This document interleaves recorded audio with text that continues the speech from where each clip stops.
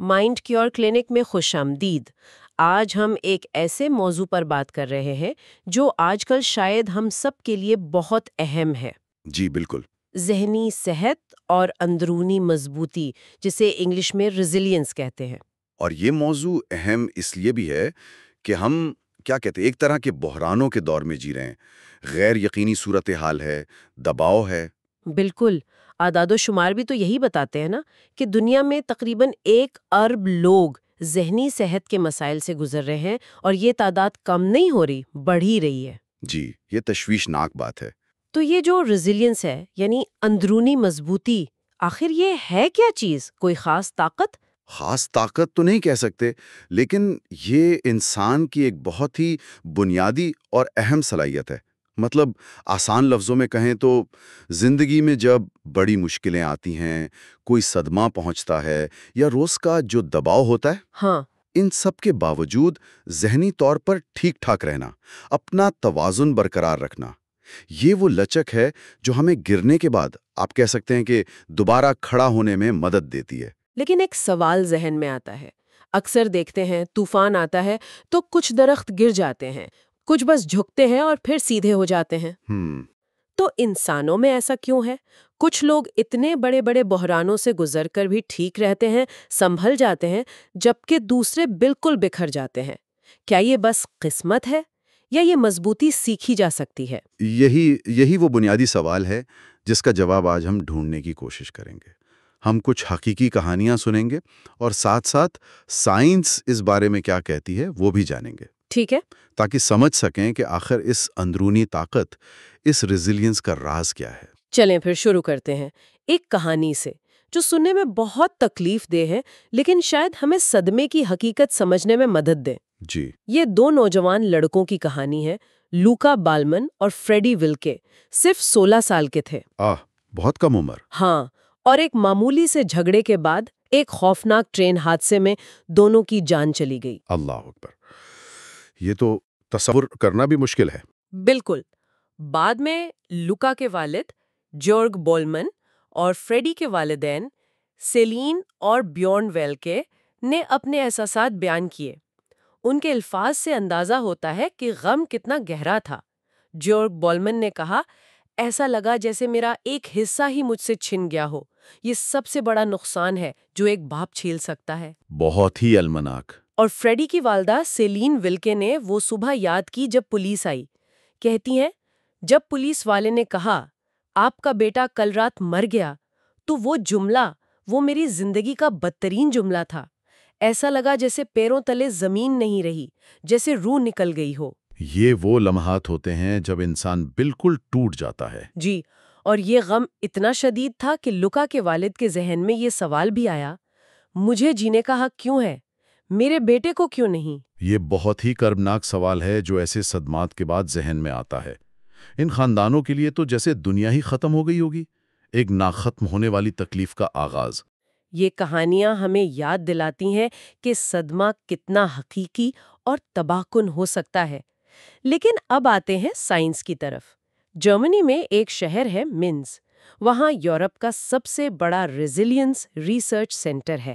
جی ہاں، منز میں وہاں پروفیسر ہیں رافائل کیلش، وہ اور ان کی ٹیم اسی سوال پر تحقیق کر رہے ہیں۔ اچھا، ان کی تحقیق کا مقصد کیا ہے؟ پروفیسر کیلش کی اپنی ذاتی دلچسپی بھی ہے اس میں۔ وہ بتاتے ہیں کہ یونیورسٹی میں ان کا ایک دوست تھا جو ذہنی طور پر کافی بیمار ہو گیا، شدید مسائل کا شکار ہوا، جبکہ وہ خود نسبتاً آسانی سے یونیورسٹی کی مشکلات سے گزر گئے۔ تو انہیں یہ تجسس ہوا کہ آخر کچھ لوگ کیوں مشکلات کا سامنا بہتر طریقے سے کر لیتے ہیں، فرق کہاں ہے؟ اور ان کی تحقیق سے کیا پتا چلا؟ کیا صرف بڑے حادثے ہی ذہنی دباؤ کا باعث بنتے ہیں؟ نہیں، یہ ایک اہم نقطہ ہے۔ ان کی تحقیق کہتی ہے کہ ذہنی دباؤ صرف بڑے سانحات سے نہیں آتا، جیسے کوئی حادثہ ہو گیا یا کسی پیارے کی موت، بلکہ جو لمبے عرصے تک چھوٹے چھوٹے دباؤ چلتے رہتے ہیں نا، جیسے کام کی جڑ کا مسلسل دباؤ، رشتوں میں تناؤ، پیسوں کی پریشانی، یہ چیزیں بھی ہماری ذہنی صحت کو آہستہ آہستہ بہت نقصان پہنچا سکتی ہیں۔ صحیح۔ تو یہ سمجھنے کے لیے کہ جو لوگ ذہنی طور پر مضبوط ہوتے ہیں وہ مختلف کیا کرتے ہیں، پروفیسر کیلش نے کیا کیا؟ انہوں نے ایک طویل مدتی تحقیق شروع کی، مطلب کئی سالوں پر محیط۔ اس میں انہوں نے تقریباً 200 نوجوانوں کو شامل کیا۔ یہ وہ نوجوان تھے جو زندگی کے ایک اہم موڑ پر تھے، اسکول، کالج، خاندان کے ماحول سے نکل کر عملی زندگی میں قدم رکھ رہے تھے۔ اچھا، یہ بڑا تبدیلی کا وقت ہوتا ہے۔ جی بالکل، بہت سے نئے چیلنجز آتے ہیں، تو انہوں نے ان نوجوانوں کی زندگی کو فالو کیا۔ کیسے؟ کیا ان سے صرف بات چیت کی؟ نہیں، طریقہ کار کافی تفصیلی تھا۔ ہر 3 مہینے بعد ان نوجوانوں سے سوال نامے بھروائے جاتے۔ ان میں ان کی ذہنی حالت، وہ کتنا دباؤ محسوس کر رہے ہیں، ان کی زندگی میں کیا اہم واقعات پیش آئے، یہ سب پوچھا جاتا تھا۔ مثلاً کس قسم کے سوال؟ جیسے پچھلے 2 ہفتوں میں آپ نے کتنا پرسکون محسوس کیا یا کتنا تناؤ محسوس کیا، اس طرح کے سوالات۔ اور اس کے علاوہ بھی کچھ تھا؟ جی ہاں، جدید ٹیکنالوجی بھی استعمال ہوئی۔ MRI اسکینز کیے گئے تاکہ دیکھا جا سکے کہ دباؤ کے حالات میں ان کے دماغ کیسے رد عمل دیتے ہیں۔ دماغ کی تصویریں، واہ! اور ایک اور بہت دلچسپ چیز، ان کے بالوں کے نمونے لیے گئے۔ بالوں کے نمونے؟ اس سے کیا پتہ چلتا ہے؟ اس سے کورٹیسول کی سطح ناپی جاتی ہے۔ کورٹیسول ہمارا سٹریس ہارمون ہے۔ چونکہ بال مہینے میں تقریباً 1 سینٹی میٹر بڑھتے ہیں، تو بال کا ایک چھوٹا سا حصہ پچھلے کچھ مہینوں میں جسم میں سٹریس کی سطح کا ریکارڈ بتا سکتا ہے۔ کمال ہے، یہ تو بڑی تفصیلی تحقیق ہے۔ تو اتنی محنت کے بعد کیا نتیجہ نکلا؟ کوئی خاص بات سامنے آئی؟ جی ہاں، ایک بہت ہی اہم دریافت ہوئی۔ پروفیسر کیلش اور ان کی ٹیم نے یہ پایا کہ وہ نوجوان جو حالات کو دیکھتے ہوئے ان کا سامنا کرتے ہوئے ایک مثبت رویہ رکھتے ہیں۔ مثبت رویے سے کیا مراد ہے؟ مطلب وہ امید رکھتے ہیں، مسائل کو ایک چیلنج سمجھتے ہیں جسے حل کیا جا سکتا ہے۔ انہیں یقین ہوتا ہے کہ وہ مشکلات سے نپٹ لیں گے۔ اچھا۔ تو جن نوجوانوں میں یہ سوچ، یہ انداز تھا، وہ ذہنی طور پر زیادہ مضبوط پائے گئے۔ اسے تحقیق کی زبان میں پازیٹیو اسیسمنٹ سٹائل کہا گیا۔ پازیٹیو اسیسمنٹ سٹائل یعنی حالات کا مثبت جائزہ لینے کا انداز۔ بالکل۔ ہمارا نظریہ، ہمارا چیزوں کو دیکھنے کا طریقہ، یہ ہماری اندرونی طاقت میں ایک بہت بڑا کردار ادا کرتا ہے۔ واہ! تو یہ جو ہم کہتے ہیں نا کہ اچھا سوچو اچھا ہوگا یا میں کر سکتا ہوں، یہ صرف کہنے کی باتیں نہیں ہیں۔ بالکل نہیں، تحقیق یہی بتا رہی ہے کہ اس سوچ کا حقیقی اثر ہوتا ہے، یہ ہمیں مضبوط بناتی ہے۔ کیا یہ رویہ صرف انسانوں میں ہی ہے یا جانوروں میں بھی کچھ ایسا دیکھنے کو ملتا ہے؟ یہ بڑا دلچسپ سوال ہے۔ اسی ریسرچ سینٹر میں پروفیسر ماریانے میولر اور ڈاکٹر الرچ شمٹس وہ چوہوں پر تحقیق کر رہے ہیں۔ چوہوں پر؟ جی، تاکہ وہ ریزیلینس کے بالکل بنیادی رویے کو سمجھ سکیں کہ ایک مضبوط رویہ اصل میں دکھتا کیسا ہے جانوروں کی سطح پر۔ اچھا، یہ تحقیق کیسے کی گئی؟ انہوں نے ایک تجربہ کیا، اسے سماجی دباؤ کا تجربہ کہہ سکتے ہیں۔ ایک چھوٹا سا بھورا چوہا لیا اور اسے ایک بڑے، طاقتور اور تھوڑے جارحانہ سفید چوہے کے پنجرے میں ڈال دیا۔ اوہ! اب بڑا سفید چوہا وہ اپنے علاقے میں کسی اور کو برداشت نہیں کرتا، تو اس نے چھوٹے چوہے پر حملہ کیا۔ یہ چھوٹے چوہے کے لیے ظاہر ہے بہت دباؤ والی صورتحال تھی۔ بیچارہ چھوٹا چوہا، پھر کیا ہوا؟ اس تجربے کو کچھ دن دہرایا گیا، پھر انہوں نے صورتحال بدلی۔ اب چھوٹے بھورے چوہے کو دوبارہ اسی پنجرے میں ڈالا، لیکن اس بار وہ بڑا سفید چوہا ایک الگ سلاخوں والے پنجرے میں بند تھا۔ ٹھیک ہے۔ اب محققین نے یہ دیکھا کہ چھوٹا چوہا کیا کرتا ہے۔ کیا وہ ڈر کے مارے کونے میں چھپ جاتا ہے یا وہ بے خوف ہو کر سفید چوہے کے پنجرے کے پاس جاتا ہے؟ تو پہلے تو یہی لگا ہوگا کہ جو ڈر نہیں رہا، جو پاس جا رہا ہے، وہی مضبوط ہے۔ ہاں بالکل، شروع میں یہی خیال تھا کہ بے خوفی ہی مضبوطی ہے، لیکن پھر انہیں ایک شک ہوا، کہیں ایسا تو نہیں کہ یہ بے خوفی مضبوطی نہیں بلکہ سیکھنے میں کمزوری ہے؟ مطلب یہ کہ شاید اس چوہے نے پچھلے تجربے سے یہ سیکھا ہی نہیں کہ سفید چوہا خطرناک ہے، اس لیے وہ بے فکر ہو کر اس کے پاس جا رہا ہے۔ اوہ، یہ تو بالکل الٹ بات ہو گئی۔ تو اس کو کیسے پرکھا انہوں نے تجربے کو اور بہتر کیا۔ اب پنجرے میں سلاخوں کے پیچھے 2 بڑے چوہے رکھے گئے، ایک تو وہی حملہ آور سفید چوہا اور دوسرا ایک اور بھورا چوہا جو بالکل غیر جانبدار تھا، جس سے چھوٹے چوہے کا کوئی برا تجربہ نہیں تھا۔ ٹھیک ہے، 2 آپشنز دے دیے۔ جی، اب چھوٹے بھورے چوہے کو پنجرے میں آزاد چھوڑ دیا۔ اب دیکھا کہ وہ کیا کرتا ہے۔ اور اب مضبوط چوہے کی کیا پہچان تھی؟ اب بات بالکل صاف ہو گئی۔ مضبوط چوہا وہ نکلا جو خطرے یعنی سفید چوہے اور حفاظت یعنی دوسرے بھورے چوہے میں فرق کر سکتا تھا اور اپنا رویہ اس فرق کے مطابق بدل سکتا تھا۔ یعنی وہ محفوظ بھورے چوہے کے پاس تو جاتا تھا، اس کے قریب رہتا تھا، لیکن خطرناک سفید چوہے سے دور رہتا تھا، اس سے فاصلہ رکھتا تھا، کیونکہ اسے یاد تھا کہ کون خطرہ ہے اور کون نہیں۔ تو اس کا مطلب یہ ہوا کہ ریزیلینس صرف بہادری یا آنکھیں بند کر کے خطرے میں کود جانا نہیں ہے؟ بالکل نہیں، بلکہ یہ سمجھداری ہے، خطرے اور حفاظت میں تمیز کرنے کی صلاحیت اور پھر اس سمجھ کے مطابق عمل کرنے کی صلاحیت۔ اور کیا یہ بات انسانوں پر بھی لاگو ہوتی ہے؟ جی بالکل، تحقیق یہی بتاتی ہے کہ جو لوگ زندگی میں مثبت، منفی اور غیر جانبدار حالات یا لوگوں میں فرق کر پاتے ہیں اور اپنا رد عمل اسی حساب سے دیتے ہیں، وہ ذہنی دباؤ اور اس سے جڑی بیماریوں سے زیادہ محفوظ رہتے ہیں۔ یہ حالات کا صحیح تجزیہ کرنے کی صلاحیت ہے۔ یہ تو ہوئی رویے اور سوچ کی باتیں، لیکن کیا ہمارے جسم کے اندر بھی کچھ چل رہا ہوتا ہے؟ ہمارے جینز، کیا ان کا بھی کوئی کردار ہے اس میں؟ کیا کچھ لوگ پیدائشی طور پر زیادہ مضبوط یا کمزور ہوتے ہیں؟ یہ بہت ہی اہم سوال ہے اور اس پر بھی کافی تحقیق ہو رہی ہے۔ میونخ میں میکس پلانک انسٹیٹیوٹ آف سائیکائٹری ہے، وہاں ایلزبتھ بنڈر نامی نیورو سائنٹسٹ ہیں۔ اچھا، ان کی تحقیق کا مرکز یہی سوال ہے کہ کیا ہمارے جینز ہمیں دباؤ کے لیے زیادہ حساس یا زیادہ مضبوط بناتے ہیں؟ اور انہیں کیا ملا؟ کیا کوئی خاص جین اس کے لیے ذمہ دار ہے؟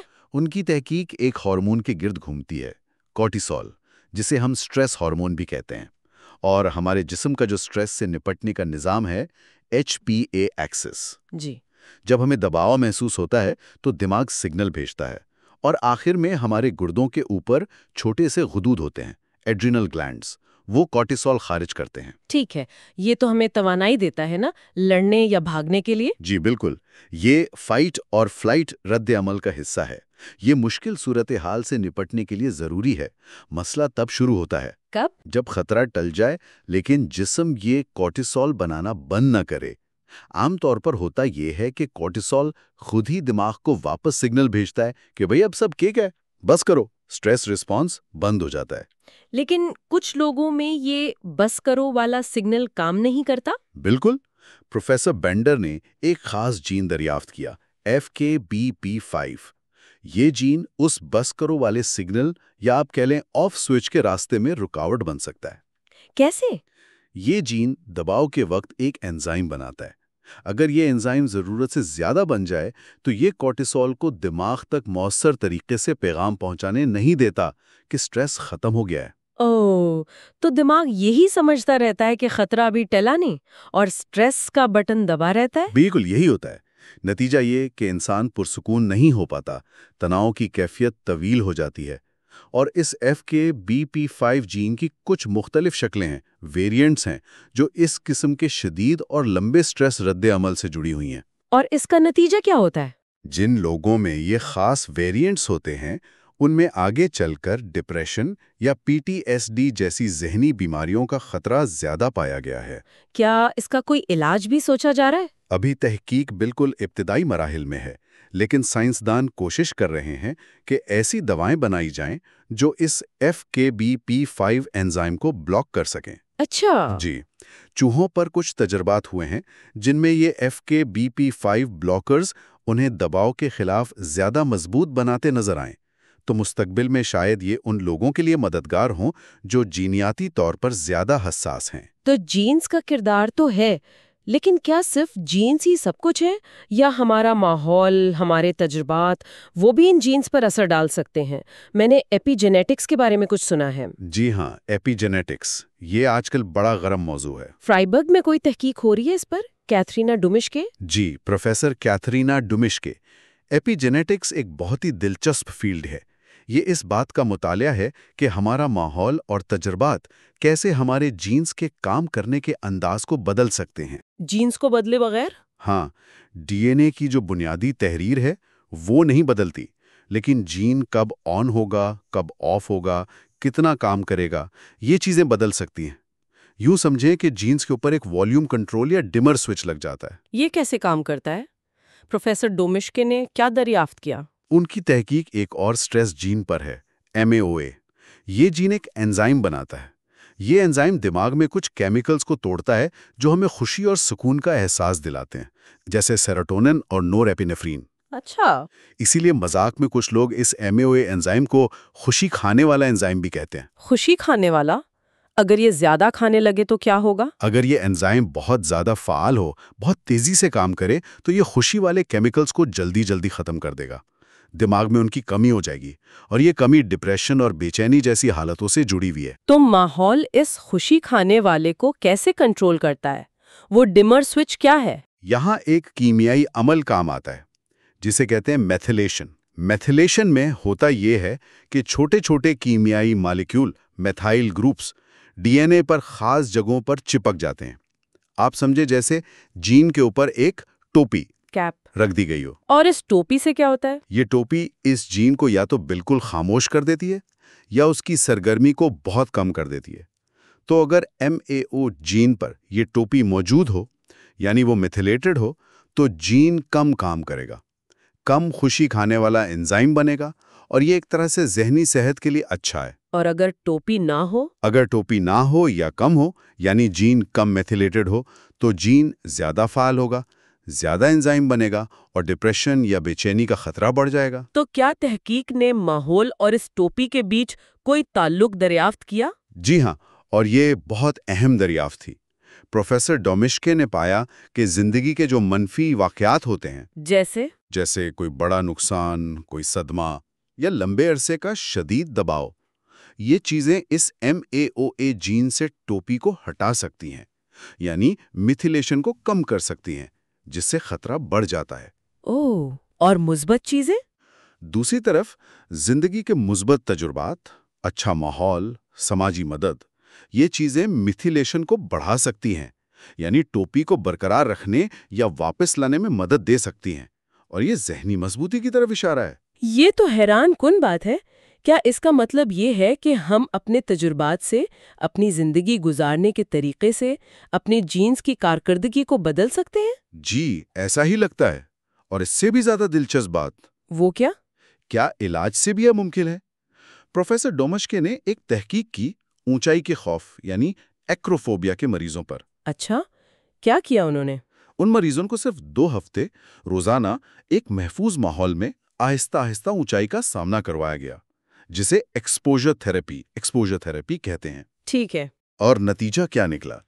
جن مریضوں کی تھراپی کامیاب رہی، جن کا خوف کم ہوا، جب ان کے خون کے نمونے لیے گئے تو دیکھا گیا کہ ان کے MAO جین کی میتھیلیشن کی سطح، یعنی اس ٹوپی کی موجودگی، بڑھ کر ان لوگوں کے برابر آ گئی تھی جنہیں یہ خوف نہیں تھا۔ واقعی، یعنی سائیکو تھراپی نے صرف خوف کم نہیں کیا بلکہ جین کی سطح پر ایک مثبت تبدیلی بھی لائی؟ بالکل، یہ بہت امید افزا بات ہے۔ یہ ظاہر کرتا ہے کہ ہمارے تجربات، علاج، شاید ہماری بات چیت بھی ہمارے جسم کی بائیولوجی کو بدل سکتی ہے۔ سبحان اللہ، یہ تو واقعی ایک انقلابی سوچ ہے۔ اس سے یہ بھی لگتا ہے کہ شاید زندگی کے بالکل شروع کے تجربات بہت ہی اہم ہوں گے۔ آپ نے بالکل صحیح سمت میں سوچا۔ ابتدائی زندگی کے تجربات ایک طرح سے بنیاد رکھتے ہیں۔ ایک فرانسیسی سائیکائٹرسٹ اور نیورولوجسٹ ہیں بورس سیرولنک۔ انہیں ریزیلینس ریسرچ بانی بھی مانا جاتا ہے۔ بورس سیرولنک؟ جی، اور ان کی اپنی زندگی کی کہانی بھی بڑی غیر معمولی ہے۔ دوسری جنگ عظیم کے دوران ان کا بچپن گزرا شدید صدموں میں۔ ان کا پورا خاندان آشوٹس کے کیمپوں میں مارا گیا۔ تو اس ذاتی تجربے نے ان کے کام پر کیا اثر ڈالا؟ وہ بالکل اکیلے رہ گئے، انہیں چھپنا پڑا، وہ پکڑے بھی گئے، موت کے منہ سے واپس آئے۔ انہوں نے لوگوں کو کہتے سنا کہ یہ بچہ تو گیا، اس کا کچھ نہیں بنے گا، لیکن انہوں نے تبھی فیصلہ کیا کہ وہ اس تقدیر کو نہیں مانیں گے۔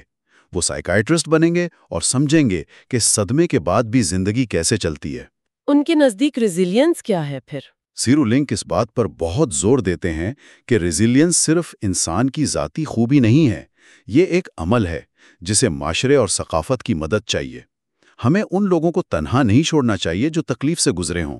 اور ان کی تحقیق کا مرکز کیا رہا؟ ان کی تحقیق کا ایک بڑا حصہ ابتدائی بچپن پر ہے، خاص طور پر ماں اور بچے کے تعلق پر۔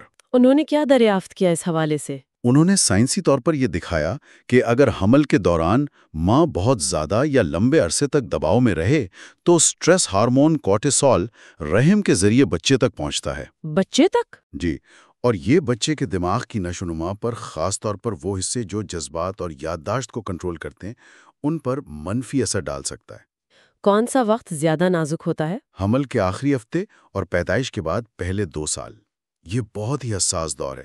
اگر اس دوران بچے کو مددگار اور محفوظ ماحول نہ ملے تو دماغ کی ساخت تک میں منفی تبدیلیاں آ سکتی ہیں، دماغ سکڑ سکتا ہے، اس لیے جلد از جلد مداخلت بہت ضروری ہے۔ یہ تو پروفیسر بنڈر کی تحقیق سے بھی ملتا جلتا ہے، جنہوں نے بچپن کے صدمات اور بعد کی زندگی کے خطرات کی بات کی۔ بالکل، پروفیسر بنڈر نے بھی یہ پایا کہ جن لوگوں نے بچپن میں شدید صدمات جھیلے ہوں، ان میں بعد کی زندگی میں خودکشی کی کوشش کا خطرہ 40 گنا تک زیادہ ہو سکتا ہے۔ 40 گنا؟ جی، یہ دائمی دباؤ دماغ کے جو نازک سرکٹس ہوتے ہیں انہیں کمزور کر دیتا ہے۔ اب چونکہ بڑھتے ہوئے انسانی دماغ پر براہ راست تجربات کرنا تو ممکن نہیں، ہاں، اخلاقی طور پر یہ ٹھیک نہیں۔ تو انہوں نے لیبارٹری میں سٹیم سیل سے دماغ جیسے چھوٹے چھوٹے ماڈل بنائے جنہیں برین آرگنوائڈز کہتے ہیں۔ دماغ کے ماڈل لیب میں؟ ہاں، یہ دماغ کی بالکل ابتدائی نشو و نما کو سمجھنے میں مدد دیتے ہیں۔ پھر انہوں نے ان ماڈلز پر کورٹیسول کے اثرات کا مطالعہ کیا۔ اور کیا پتا چلا؟ وہی بات جو سیرولینک کہہ رہے تھے، کورٹیسول نے ان دماغی ماڈلز میں ان جینز کے کام کرنے کے انداز، جین ایکسپریشن کو بدل دیا جو ذہنی بیماریوں کے خطرے سے جڑے ہیں۔ تو اس کا عملی مطلب کیا ہوا؟ اس کا عملی مطلب یہ ہے کہ حمل کے دوران ماؤں کی ذہنی صحت کا خیال رکھنا، ان کی اسکریننگ کرنا اور اگر ضرورت ہو تو بروقت مدد اور علاج فراہم کرنا، یہ بچے کے مستقبل کی ذہنی صحت کے لیے بہت اہم ہے۔ تو یہ ساری تحقیق ہمیں بتا رہی ہے کہ جینز بھی اہم ہے، شروع کے تجربات بھی اہم ہیں، لیکن کہانی شاید یہیں ختم نہیں ہوتی۔ ایسا نہیں ہے کہ جو ہو گیا بس ہو گیا۔ ریزیلینس پر کام کیا جا سکتا ہے، اسے سیکھا جا سکتا ہے۔ آپ بالکل ٹھیک کہہ رہی ہیں۔ میں ہی ایک اور ماہر نفسیات ہیں مشیل ویسا، وہ اسی نقطے پر کام کر رہی ہیں۔ ان کی تحقیق کا مرکز ہے سیکھی ہوئی بے بسی، یعنی لرنڈ ہیلپ لیسنس، اور اس پر قابو کیسے پایا جائے۔ سیکھی ہوئی بے بسی یہ کیا ہوتی ہے؟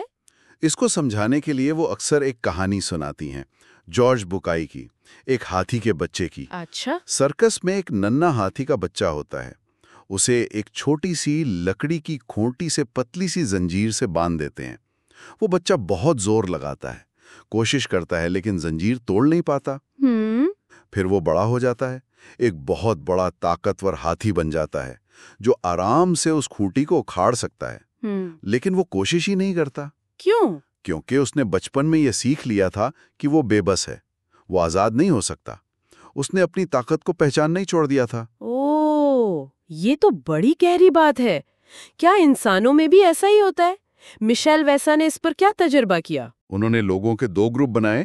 ایک گروپ کو ایک ایسی صورتحال میں رکھا جہاں ایک بٹن دبانے سے ایک ناخوشگوار آواز بند ہو جاتی تھی۔ تو انہوں نے کیا سیکھا کہ ان کا عمل کام کرتا ہے، وہ حالات پر قابو پا سکتے ہیں۔ ٹھیک ہے، کنٹرول سیکھا۔ جی۔ دوسرا گروپ تھا، انہیں بھی بٹن دیا گیا، لیکن ان کا بٹن کبھی کام کرتا تھا، کبھی نہیں۔ آواز ان کے بٹن دبانے سے بند نہیں ہوتی تھی۔ انہوں نے کیا سیکھا کہ ان کا عمل بیکار ہے، وہ بے بس ہیں۔ سمجھ گئی۔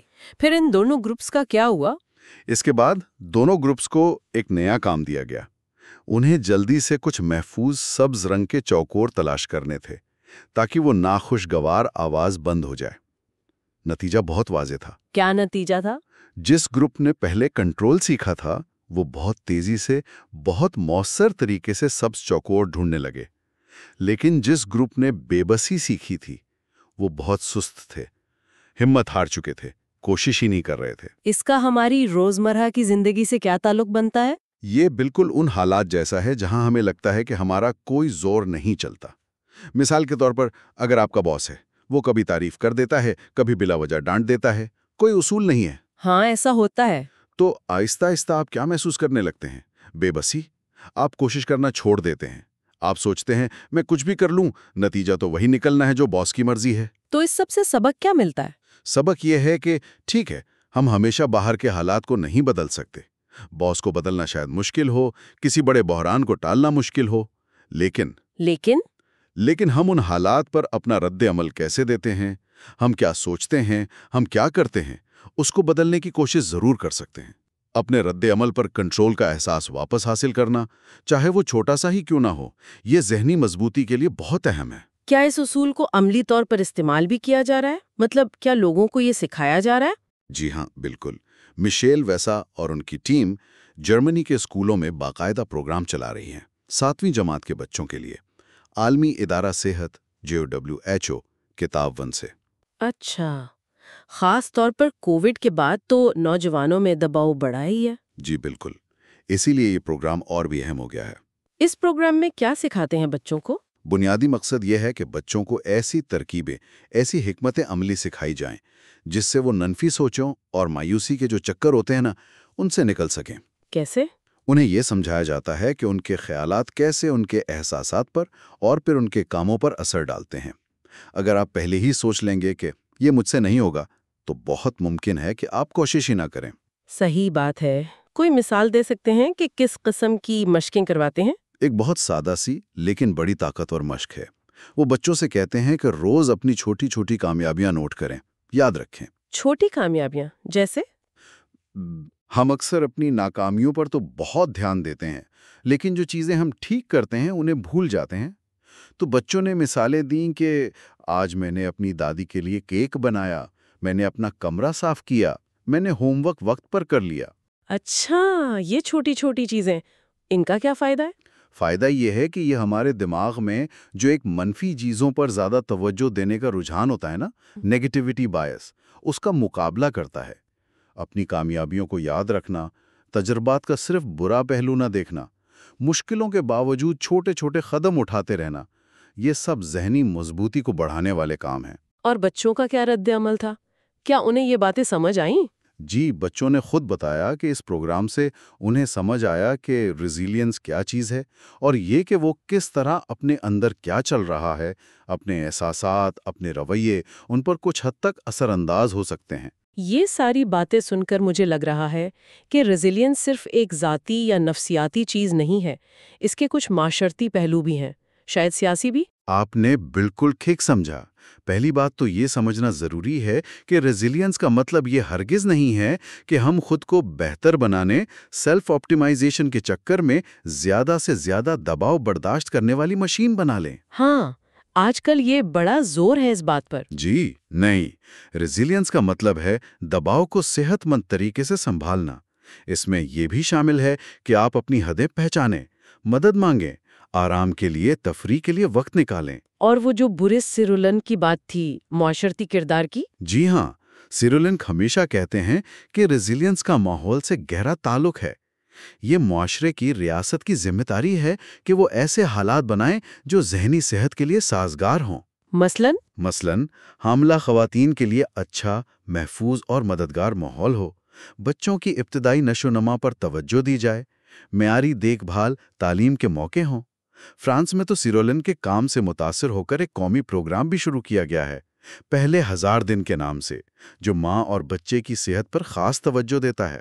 آخر میں ان خاندانوں کی طرف واپس چلتے ہیں جن کی کہانی سے ہم نے بات شروع کی تھی، لوکا بالمن اور فریڈی ولکے کے خاندان۔ اتنا بڑا صدمہ، انہوں نے اس سے کیسے نمٹا؟ انہوں نے ایک بہت ہی متاثر کن راستہ چنا۔ انہوں نے اپنے ناقابل بیان دکھ کو ایک پازیٹو کام میں بدل دیا۔ انہوں نے مل کر ایک فاؤنڈیشن بنائی ہے، فاؤس لاس، جس کا مطلب ہے بغیر مکے کے۔ فاؤس لاس، بغیر مکے کے، یہ کیا کرتی ہے فاؤنڈیشن؟ یہ فاؤنڈیشن کنڈرگارٹن اور اسکولوں میں بچوں کے ساتھ کام کرتی ہے۔ انہیں سکھاتی ہے کہ غصے اور مسائل کو تشدد کے بغیر کیسے حل کیا جائے، ہمدردی کیسے سیکھی جائے، تاکہ مستقبل میں ایسے سانحات نہ ہوں۔ یہ تو اپنے غم کو معنی دینے کی ایک زبردست کوشش ہے، بے معنویت کو بامعنی بنانا۔ بالکل، اور اس کام کے لیے انہیں ایوارڈ بھی ملا ہے۔ سیلین ولکے، فریڈی کی والدہ، وہ کہتی ہیں کہ یہ فاؤنڈیشن کا کام انہیں اپنے غم سے گزرنے میں مدد دیتا ہے، خاص طور پر جب بہت مشکل دن آتے ہیں۔ یہ انہیں ایک مقصد دیتا ہے۔ کیا اس سانحہ نے ان کی زندگی کو دیکھنے کا نظریہ بھی بدلا؟ جی ہاں، انہوں نے یہ بھی بتایا کہ اس گہرے نقصان نے انہیں بہت کچھ سکھا دیا۔ اب وہ چھوٹی چھوٹی باتوں پر زیادہ پریشان نہیں ہوتے۔ وہ زندگی کے جو لمحے ہیں ان کی زیادہ قدر کرتے ہیں، ان سے لطف اٹھاتے ہیں، کیونکہ انہیں پتہ چل گیا ہے کہ زندگی کتنی نازک ہو سکتی ہے۔ وہ زیادہ آگاہی کے ساتھ جیتے ہیں۔ تو اگر آج کی ساری گفتگو کا خلاصہ کیا جائے تو ہم ذہنی مضبوطی یعنی ریزیلینس کے بارے میں کیا کہہ سکتے ہیں؟ یہ کیا ہے آخر میں؟ ہم یہ کہہ سکتے ہیں کہ ذہنی مضبوطی کوئی ایک سادہ سی چیز نہیں ہے، یہ ایک پیچیدہ عمل ہے، مسلسل چلنے والا عمل ہے۔ یہ ہمارے جینز، ہمارا ماحول، ہمارے شروع کے تجربات، ہماری سوچ اور ہمارے اپنے کام، ان سب کا ایک ملاپ ہے۔ اور یہ ہر وقت خوش رہنے کا نام نہیں ہے۔ نہیں، بالکل نہیں۔ یہ ہر وقت خوش رہنے یا ہر وقت طاقتور محسوس کرنے کے بارے میں نہیں ہے، بلکہ یہ زندگی میں جو مشکلیں آتی ہیں، جو طوفان آتے ہیں، جو بحران آتے ہیں، اور وہ تو آنے ہی ہیں، ان سے اس طرح گزرنے کے بارے میں ہے کہ ہم اپنی ذہنی صحت کو مکمل طور پر گنوا نہ دیں۔ اور جیسا کہ بورس سیرولنک نے کہا تھا کہ ریزیلینس کبھی مکمل نہیں ہوتی، کبھی کامل نہیں ہوتی۔ بالکل، یہ تو بس مشکلات کے باوجود کچھ نہ کچھ بامانی حاصل کرنے کی، کچھ تعمیر کرنے کی ایک مسلسل کوشش کا نام ہے۔ کوئی بھی 100% ریزیلینٹ نہیں ہوتا، ہم سب اپنی اپنی کوشش کر رہے ہیں، کبھی کامیاب ہوتے ہیں، کبھی نہیں، لیکن یہ کوشش جاری رہتی ہے۔ بہت شکریہ، یہ بہت ہی فکر انگیز گفتگو تھی۔ شکریہ۔ اپنا خیال رکھیے گا۔ اللہ حافظ۔ اللہ حافظ۔